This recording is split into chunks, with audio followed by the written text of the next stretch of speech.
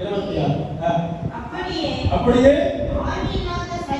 ஆவி இல்லாத சரீரம் செத்ததா இருக்கிறது போல கிரியை இல்லாத விசுவாசமும் ஆகுது. அல்லேலூயா. நீ விசுவாசிக்கிற, கர்த்தர் வாக்கு கொடுக்கிறாரு, விசுவாசிக்கிற, நீ கிரியை செய்யலன்னா உன் விசுவாசம் செத்துரும். நீ கிரியை செய்யலன்னா செத்துரும். விசுவாசமும் கிரியையும் ஒன்று பூரணப்படும் போதுதான் ஒரு நிறைவான ஆசீர்வாதம் உன் வாழ்க்கையில, என் வாழ்க்கையில கிடைக்கும்.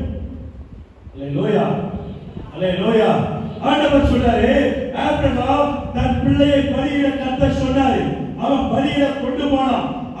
அவன் பலியிட அவன் கிரியை செய்த போதுதான், அவன் கிரியையினாலே தான் அவன் விசுவாசத்தில் நீதிமானாக்கப்பட்டான். அல்லேலூயா.